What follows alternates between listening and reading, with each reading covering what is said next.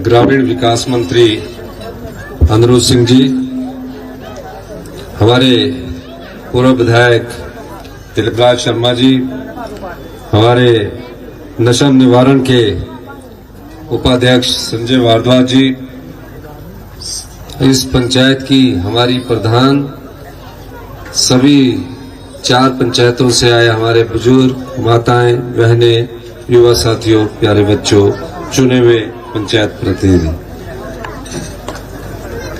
कुसुम्पटी ने जब अनुरोध सिंह जी ने एक चुनाव लड़ा तो एक इतिहास रचा। वो विधायक बने आपके आशीर्वाद से, पहले जिला परिषद के चेयरमैन थे और आजादी के बाद से कभी इस क्षेत्र ने मंत्री नहीं देखा था और पहली बार 77 साल में कुसुम्पटी विधानसभा क्षेत्र में आपको मंत्री के रूप में अनुरोध सिंह जी मिले। ये जो राष्ट्रीय ग्राम स्वराज अभियान है, अगर ये ग्रामीण विकास मंत्री ना होते तो ये पार्क भी ना बनता, क्योंकि ये मंत्री है। इन्होंने चाहे चीफ मिनिस्टर के पास भी फाइल आनी हो, इनके मंत्रालय की इनके द्वारा ही लाई जाती है। तो 2 प्रोजेक्ट सैंक्शन हुए। अगर कोई और ग्रामीण विकास मंत्री होता तो वो अपने विधानसभा क्षेत्र के लिए ले जाता और मुख्यमंत्री से उन्होंने स्वीकृति करवानी है तो ऑटोमेटिकली मुख्यमंत्री के क्षेत्र का वो नाम लिख देते हैं, कोई भी मंत्री होता। तो इन्होंने बड़ी चालाकी से अपना काम फटाफट करवा लिया और जो हमारा काम है वो अभी भी अधूरा है। और ये जानते हुए, काम करवाना कैसा होता है ये जानते हुए कि ये फॉरेस्ट की भूमि है, एफआरए के चक्कर में पड़ेंगे, 2-3 साल मामूली बात है। इन्होंने कहा कि फॉरेस्ट डिपार्टमेंट ही कर ले और मैं फॉरेस्ट डिपार्टमेंट को भी धन्यवाद देना चाहूंगा कि जो आपने ट्रेन बनाई है उसमें आप लोगों ने बहुत अच्छा कार्य किया है और इसके लिए आप सब बधाई के पात्र हैं। तकरीबन 11 जून को हमारी सरकार के 3.5 साल हो गए। हम लोग सत्ता में आए, आपने आशीर्वाद दिया। हम 40 विधायक थे। 40 विधायक के बाद हमारे कुछ विधायक पार्टी छोड़कर चले गए, वो सत्ता की दुनिया में बिके। फिर जनता ने हमें फिर आशीर्वाद दिया और हम फिर 40 के 40 हुए। हमारे प्रदेश में 3 चुनाव हुए। पहला चुनाव हुआ विधानसभा का जिसमें आपका आशीर्वाद हुआ। दूसरा चुनाव था म्युनिसिपल कॉर्पोरेशन शिमला का जिसमें आपने पहली बार इतिहास में 2/3 मेजोरिटी से शिमला म्युनिसिपल कॉर्पोरेशन जो है, जो 3 विधानसभा क्षेत्रों की कॉर्पोरेशन है, कांग्रेस पार्टी को आशीर्वाद दिया। जब लोकतंत्र की मर्यादा को तार तार किया गया, विधायकों की खरीद फरोख्त हुई, उस समय भी सरकार के प्रति अनिश्चितता का माहौल था। लोग सोच रहे थे कि सरकार चली जाएगी और जयराम ठाकुर जी सवेरे ही 7 बजे गवर्नर हाउस पहुंच गए। फिर उसके बाद वो दर्जी जी के पास गए, अपना कोट पैंट सिलाया और सोचा कि मैं ओथ लूंगा। लेकिन हमारे विधानसभा के अध्यक्ष थे, लॉयर है, उन्होंने देखा कि ये तो कांग्रेस पार्टी के हाथ के चुनाव चिन्ह पर जीत कर आए हैं और इन्होंने हाथ के चुनाव पर जीतने के बाद राज्यसभा में जिसको हाथ का निशान उपलब्ध होता है, निशान तो नहीं होता, प्रत्याशी घोषित होता है, उसके खिलाफ वोट डाल दिया और उसके बाद उनको निष्कासित कर दिया। फिर ख्वाब लेने लगे कि मोदी जी है, आजाद प्रत्याशी थे। 3 आजाद प्रत्याशी किसी पार्टी का नहीं होता, वो जिसकी सरकार होती है उसके साथ जाकर अपने विधानसभा क्षेत्र के काम करवाता। अहम इतना भारतीय जनता पार्टी में कि उन तीनों से इस्तीफा करवाने के लिए वो तीनों विधानसभा के आंगन में बैठे और ये हिंदुस्तान का पहला उदाहरण होगा जहां ये तीनों चुने हुए प्रत्याशी विधानसभा के आंगन में बैठे और कहा कि हमारा इस्तीफा स्वीकार करो। स्पीकर ने कहा कि आपका इस्तीफा स्वीकार हम क्यों करें, आप आजाद हैं, आप किसी पार्टी के नहीं हैं, आप अपने विधानसभा क्षेत्र का काम है किसी से भी करवा लेना। लेकिन जब सत्ता दिमाग पर चढ़ जाती है तब ऐसा हाल होता है। उन तीनों ने भी इस्तीफा दिया। ये प्रदेश की जनता थी, देवी देवताओं का आशीर्वाद था कि आप लोगों के आशीर्वाद से हम दोबारा 40 पर पहुंचे। अभी पंचायत के चुनाव में सोशल मीडिया में बड़ा प्रचलन किया गया और ऐसा प्रसारित किया गया कि कांग्रेस पार्टी चुनाव में पीछे रह गई है। मैंने कहा पता तो करें, क्योंकि पहले कहते कि पंचायत के चुनाव नहीं करवा रहे हैं। मैंने विधानसभा के पटल पर कहा कि हम 31 मई से पहले पंचायत के चुनाव करवाएंगे। सुप्रीम कोर्ट में भी हमारी सरकार ने एफिडेविट दिया कि हम पंचायत के चुनाव करवाएंगे और हमने चुनाव करवाए। 2 चरणों में चुनाव हुआ। एक चरण था जो शहरी निकाय के चुनाव थे, जिसमें म्यूनिसिपल काउंसिल आती है और कारपोरेशन आते हैं। वो 53 विधानसभा क्षेत्रों में हुए। 53 विधानसभा क्षेत्रों में से कांग्रेस को 29 विधानसभा क्षेत्रों में बहुमत मिला। भारतीय जनता पार्टी को 21 विधानसभा क्षेत्रों में बहुमत मिला। 3 विधानसभा क्षेत्र ऐसे थे जहां कांग्रेस के समर्पित पार्षद और भारतीय जनता पार्टी के समर्पित पार्षद बराबर थे। आजाद उम्मीदवारों पर अध्यक्ष और उपाध्यक्ष की कुर्सी टिकी हुई थी। 17 तारीख को सबके वोट हुए। 17 तारीख को 49 शहरी निकायों के 48 शहरी निकायों के चुनाव घोषित हो गए। कारपोरेशन के चुनाव जो हाथ के निशान पर थे और जो चुनाव चिन्ह हाथ था और जो कांग्रेस समर्पित थे, जो घोषित थे कि उसमें हाथ का निशान नहीं रखेंगे, लेकिन घोषित प्रत्याशी हमारे हैं, कांग्रेस पार्टी ने उसमें भी जीत हासिल की। 3 कारपोरेशन में थोड़े हम पीछे रह गए तो उसका व्याख्यान पूरे हिंदुस्तान में किया गया। मैंने पूछा ये क्या हुआ? कहा कि बीजेपी का एक ऑफिस है चक्कर में, उसमें सोशल मीडिया में इतना प्रचारित किया गया जैसे कांग्रेस सरकार ने के खिलाफ लोगों का गुस्सा है। ऐसा था नहीं। और जिला परिषद के इन्होंने प्रत्याशी घोषित किया। हमने जिला परिषद के प्रत्याशी कांग्रेस पार्टी ने घोषित नहीं किए। बीडीसी के प्रत्याशी भी घोषित नहीं किए। पंचायत प्रधान और उप प्रधान, हमने कहा जो भी व्यक्ति लोकतंत्र में पंचायत प्रधान और उप प्रधान में लड़ना चाहता है वो लड़े। वो एक पंचायत से कांग्रेस के 4-4 आदमी भी खड़े हुए, भारतीय जनता पार्टी के भी 3-3, 4-4 आदमी खड़े हुए होंगे। लेकिन प्रसारित क्या हुआ? जिन्होंने जिला परिषद के प्रत्याशी खड़े किए, अगर उनके जीत का आंकड़ा देखें 251 जिला परिषद है और जीते कितने? सिर्फ 98। कहा कि हमारे इतने लोग जीत गए। उसमें सबसे ज्यादा संख्या आजाद की है और जो कांग्रेस की विचारधारा में विश्वास रखने वाले उन लोगों ने जीत हासिल की। लेकिन जयराम ठाकुर जी आए दिन प्रचारण कर रहे हैं। मैं ये कहना चाहता हूं कि हम लोगों ने आप लोगों की सेवा की है और ग्रामीण अर्थव्यवस्था को मजबूत करने के लिए हमने कई योजनाएं आपके लिए लाई है, क्योंकि ये ग्रामीण क्षेत्र है।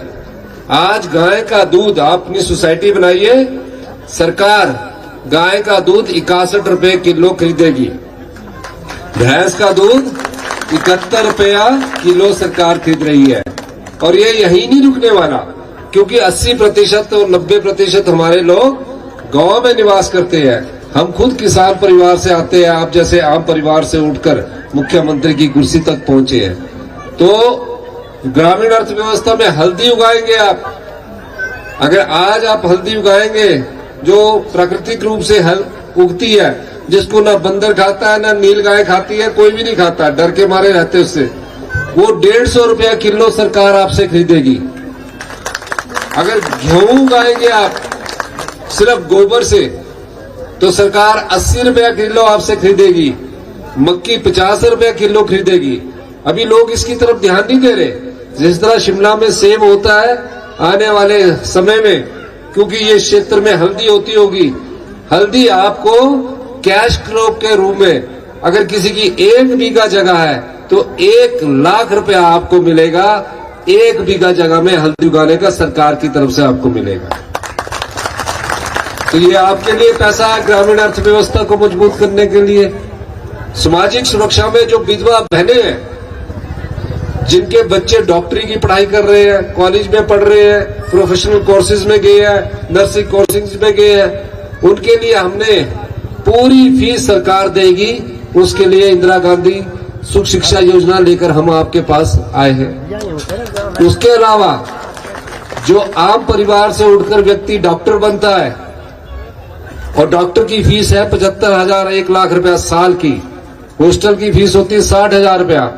हमने कहा कि कोई भी आदमी अगर सरकारी नौकरी भी है तो भी वो इतनी फीस नहीं दे पाएगा। उनके लिए एक योजना लेकर आए हम, उसका लाभ उठाइए। 20 लाख रुपए का लोन आपको 1% ब्याज पर बच्चों की पढ़ाई के लिए मिलेगा। और उसमें आय की सीमा कितनी है? आय की सीमा है 12 लाख रुपया, यानी कि जिसकी 1 लाख रुपए की इनकम होती है तो उसको 12 लाख रुपए साल में हुआ, 12 लाख से नीचे उसको 20 लाख रुपए का लोन मिलेगा। उसका बेटी डॉक्टर बन रही है, नर्स बन रही है, जेई का कोर्स कर रही है, ITI का कोर्स कर रही है, जितने भी प्रोफेशनल कोर्सेज यहाँ कर रही है, फिर आगे पढ़ना चाहती है, बहुत इंटेलिजेंट है, तो विदेश जाने के लिए भी हमारी सरकार ने आप लोगों के लिए उपलब्ध करवाया। शिक्षा के क्षेत्र में हमने महत्वपूर्ण बदलाव किया। बीजेपी की सरकार थी, आपको मैं बताना चाहता हूं 3.5 साल पहले क्या हाल थे सरकारी स्कूलों में बच्चों के पढ़ने के। मैं खुद सरकारी स्कूल में पढ़ा हूं। मैं ये बात इसलिए बताना चाहता हूं कि 5वीं में जो बच्चा पढ़ता था सरकारी स्कूल में, वो दूसरी की किताब नहीं पढ़ सकता था। ये हाल भारतीय जनता पार्टी की सरकार ने किया।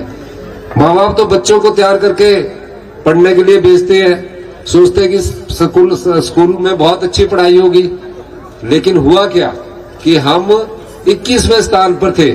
और किसने आकलन किया? भारतीय जनता पार्टी की केंद्र सरकार ने आकलन किया। हमने उसमें सुधार किया।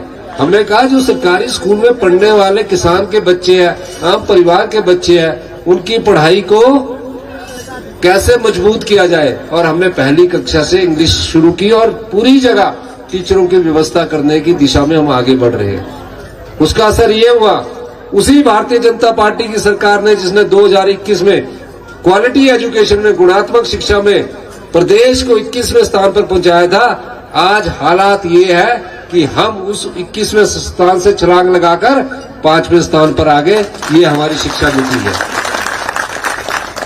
और CBSE स्कूल कर रहे हैं हम, जहां जहां हमें हम इंफ्रास्ट्रक्चर मजबूत कर रहे हैं, CBSE स्कूल कर रहे हैं। अभी मैं बच्चों से मुलाकात कर रहा था, मैंने पूछा बच्चों जो पोर्टमोर स्कूल अभी CBSE हुआ है उसमें जो सरकारी स्कूल की फीस है वही ली जा रही है, लेकिन शिमला में प्राइवेट स्कूल जो है उसमें उसी CBSE स्कूल की फीस 50,000 से लेकर 1 लाख रुपया तक है CBSE पढ़ने के लिए। और हमारे सरकारी स्कूल में जिसमें आप लोगों के परिवार के बच्चे पढ़ते हैं, जो भी CBSE स्कूल है सिर्फ सरकारी फीस है, पढ़ाई की फीस भी मुफ्त है। क्यों? ताकि वो बच्चों के मन में हीन भावना ना आए, वो जो विश्व की चुनौती है, जो भविष्य में चुनौतियां आएगी उसका सामना करने के लिए तैयार रहे। तो ये बदलाव है, व्यवस्था परिवर्तन का दौर है। व्यवस्था परिवर्तन 40 साल से एक ऐसी व्यवस्था का निर्वाह हो रहा था कि स्कूल बनाए जा रहे थे, हॉस्पिटल खोले जा रहे थे, लेकिन डॉक्टर नहीं था। आपका IGMC मेडिकल कॉलेज है, यहाँ डायग्नोज करने जाए IGMC मेडिकल कॉलेज में अगर MRI करवाना हो तो 19 साल पुरानी मशीन थी, एक्सरे 15 साल पुराने थे, फिर उसके बाद आपको 2 महीने की डेट देते थे। हमने नई मशीन लाई, जो एम्स दिल्ली में मशीन लगी है, वो हमने एम्स दिल्ली की मशीन को IGMC में लगाया और एक्सरे भी लेटेस्ट करवाया। और मैंने उनको दिशा निर्देश दिए हैं कि अब जब भी कोई आदमी आए अगले 2-3 महीनों में ऐसा काम करिए कि लंबी डेट ना अल्ट्रासाउंड के मिले ना एक्सरे के मिले, तुरंत प्रभाव से उसका एक्सरे हो जाए। हम इस दिन से भी काम कर रहे हैं।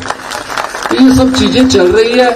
और जो क्षेत्र आपका है कुसुम्पटी विधानसभा क्षेत्र, वहां आपके मंत्री जी बहुत एक्टिव है, हर काम करवाते रहते हैं। और हमारे सरकार के साथ जो केंद्र की सरकार है, जो भारतीय जनता पार्टी के यहाँ नेता है, आप इनको वोट डालते क्यों हैं? इनसे पूछना चाहिए कि आपको वोट क्यों डालें। ओल्ड पेंशन स्कीम ये बंद करने जा रहे हैं पूरे हिंदुस्तान में। इस प्रदेश में हमने सरकारी कर्मचारियों को ओल्ड पेंशन स्कीम दी है, और वो इसलिए दी है, कोई राजनीतिक लाभ के लिए नहीं दी है, क्योंकि पहली कैबिनेट में हमने ओल्ड पेंशन स्कीम दी ताकि उनकी सामाजिक सुरक्षा हो सके और संवेदनशीलता उनकी रहे। लेकिन भारतीय जनता पार्टी उसको बंद करने जा रही है। आपदा आई, नरेंद्र मोदी जी ने हम प्रदेश को 1500 करोड़ रुपए दिया है। आज तक वो 1500 करोड़ दिल्ली का बॉर्डर नहीं क्रॉस कर सके। आज तक वो तो आ ही नहीं रहे, 1500 करोड़ कहां गए। फिर भी भारतीय जनता पार्टी बड़े शौक से बोलती है कि 5 साल बाद देखेंगे। एक प्रथा चली है, मैंने बोला 5 साल तक हमारे काम देखेंगे, आपका विरोध नहीं देखेंगे। आपने आपदा प्रभावित परिवारों के लिए जो 1 बीघा जगह मिलनी चाहिए, कई आपदा प्रभावित परिवार मिले कि हम अपनी जगह छोड़ना चाहते हैं, मुझे इस जगह उपलब्ध करवा दीजिए। हमने जगह का पता किया तो कहा कि फॉरेस्ट लैंड है। वो अपना 5 बीघे छोड़कर 1 बीघा जगह देना चाहते हैं। हमने केंद्र की सरकार से अनुरोध किया, हमने भारतीय जनता पार्टी की सरकार में जो जयराम ठाकुर जी है उनसे अनुरोध किया कि 5 बीघा की जगह 1 बीघा फॉरेस्ट लैंड का आप कानून बदल दीजिए ताकि ये परिवार शांति से रह सके। आज तक उस कानून को बदलाने के लिए भारतीय जनता पार्टी के लोग आज तक नहीं गए, क्योंकि केंद्र में इनकी सरकार है। कांग्रेस की सरकार केंद्र में होती तो हम उस कानून को भी बदला देते ताकि 1 बीघा परिवार में हम उस गरीब आदमी का घर बसा सकते। ये पहली बार हुआ कि 2023 में आपदा में जो घर बह गए थे, हमने एक परिवार को 7-7 लाख रुपया दिया। 2025 में पूर्व मुख्यमंत्री जयराम ठाकुर जी के सराज में बहुत बड़ी आपदा आई। उन्होंने कहा कि मेरे विधानसभा क्षेत्र को भी पैसा मिलेगा। मैंने कहा पूरे हिमाचल प्रदेश में जिसका भी आपदा में घर बह गया होगा उसको हमने 7 लाख से बढ़ाकर 8 लाख रुपया दिया।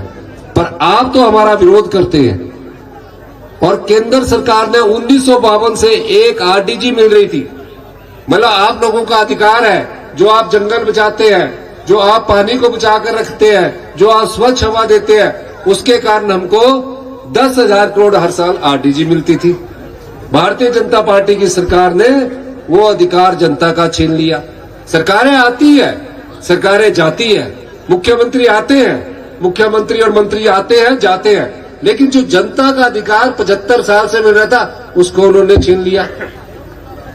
तो इस बार के पंचायत चुनावों ने यह साबित कर दिया, जिस प्रकार से प्रधान चुनकर आए हैं, वो प्रधान चुनकर आए हैं, किसी ने हमारी कांग्रेस की विचारधारा के लोग चुनकर आए हैं, ये साबित कर दिया कि हम भाजपा को वोट क्यों डालें और डालना भी क्यों चाहिए।